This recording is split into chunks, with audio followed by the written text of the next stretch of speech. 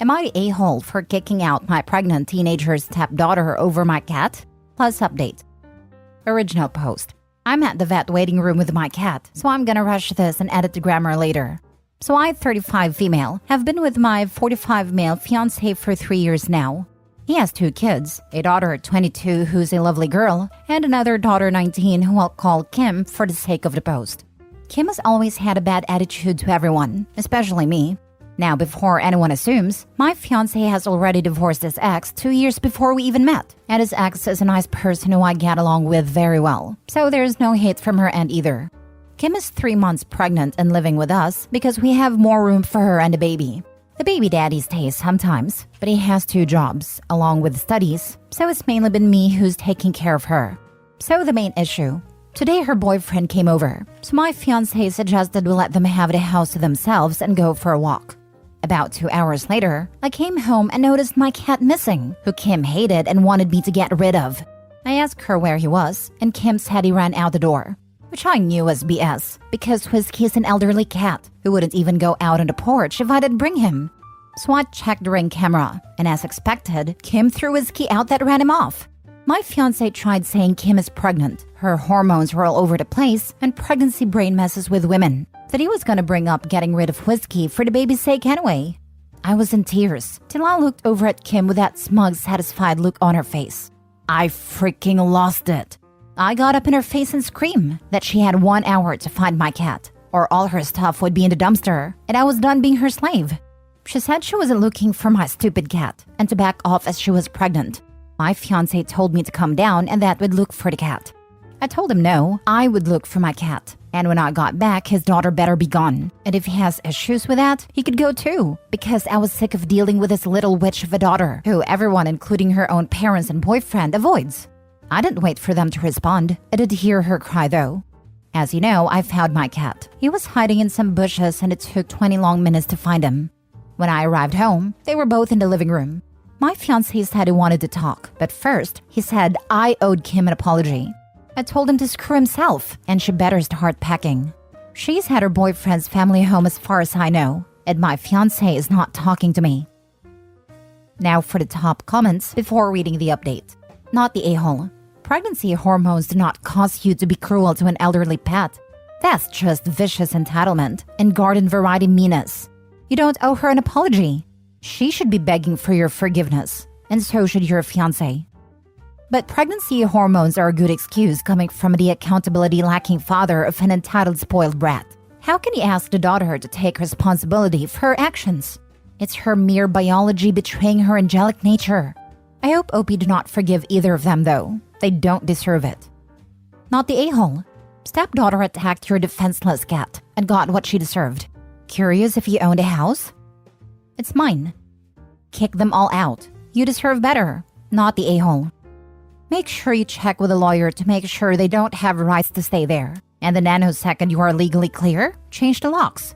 Abandoned house cats do not survive long, and regardless of the jokes, cats do get very attached to their owners and suffer emotionally when they are separated. Not the a-hole. As a cat owner, I salute you. I mean, yeah, you might lose the relationship over this, but from the sounds of it, if this doesn't do it, something else likely will. In all honesty, I am not someone who likes pets. I've had them in the past, I've cared for them, always making sure they were safe, fed, got proper care and such, but I lack the ability to bond with them. And I support her kicking out the fiancé over this crap. I'm 100% in favor of the cat staying, over the people in that house. I'm not into animals really, and I don't think in some cases someone should choose a pet over a significant other. Say partner is severely allergic, something like that. However, I totally support this. It's not even so much about the cat, but about all the things that kind of behavior shows.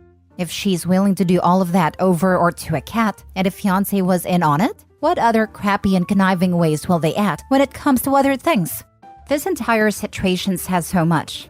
And even if you're not an animal person, you shouldn't want any ill will to come to an animal. They were willing to hurt a cat, and also by proxy OP, and it was all plotted. OP should be very cognizant of their own safety when X comes first things, as well as for a period after. These people sound like they have no moral compass, and could be dangerous. Now for the update. So my now ex-fiancé's oldest daughter reached out to me to ask my side. I'll call her Kate. She's an animal lover like myself. Her father asked to stay with her for a few nights because he said I was having a breakdown over my cat. He basically made out that the cat escaped, and I went after poor Kim for not trying to catch him in her condition. Kate is a very smart girl, so she can see BS from a mile away. And obviously she knows her own sister, so she called Kim to ask her side. Kim was more honest. Basically, her and her dad planned it as some of you suggested.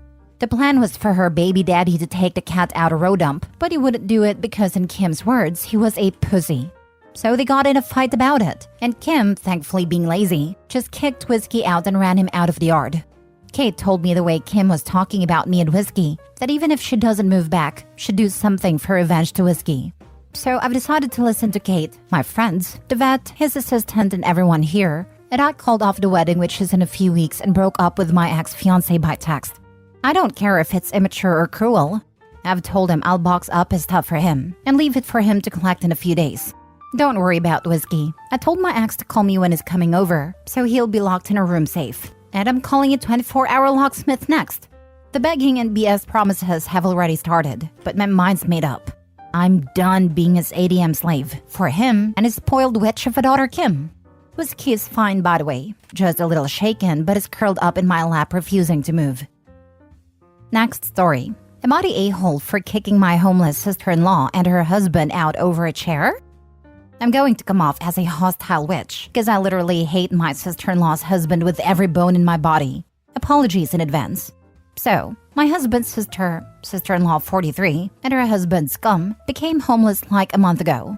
They have a child, 10 Opal, and I wasn't about to let her live on the streets, so they were welcome into my home. Sister-in-law works full-time. Scum is a couch potato. I set very clear stipulations on them being here. Scum was to get off his butt and partake in house chores, since he refuses to be employed. Sister-in-law was to purchase their own food and cover their portion of living expenses. Sister-in-law has done her share, while Scum complains about having to do a woman's job. As in, ain't it a damn woman's job to load up these dishes in the wash? I told my husband to deal with Scum, because again, I can't stand this excuse of a man. He has spoken to Scum on several occasions.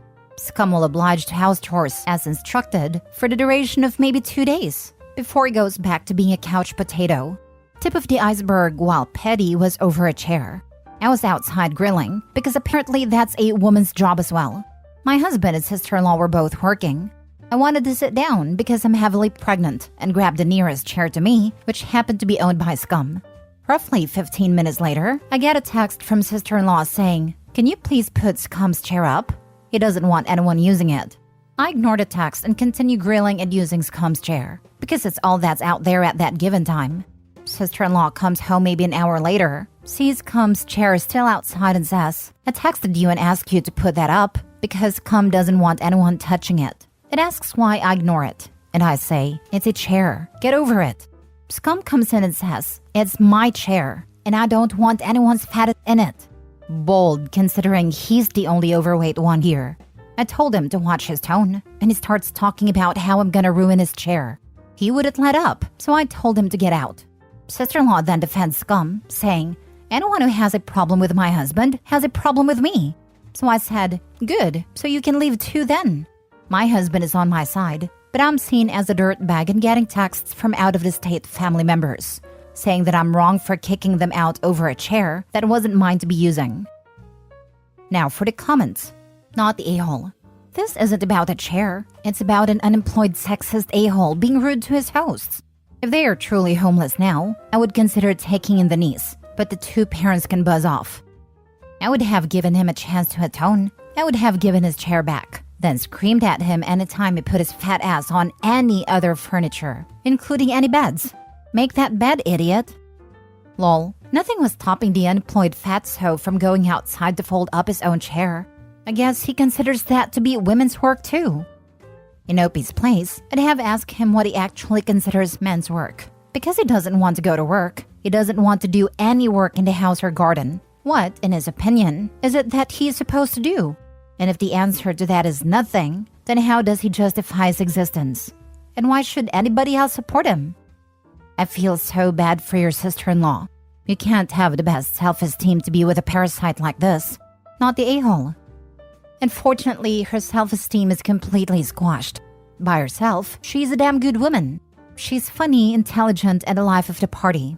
The man, though? It goes without say that for the past 11 years, people have been begging her to leave him. Some people can't be helped. Have you talked to sister-in-law about how her daughter is being impacted by her father's treatment of her mother? Does she really want her daughter growing up to think that it is okay to be treated like a workhorse while her husband sits on his ass? You mentioned that sister-in-law's self-esteem has been squashed. She needs a come-to-Jesus talk, that not everything revolves around accepting the treatment handed out by scum. She needs to put her daughter first, being a good role model, and helping her daughter grow into a successful, independent woman, not the a-hole. Tell the out-of-the-state family members to take them in, especially if they're not satisfied with how you did it. If they want to help so much, they can take them in.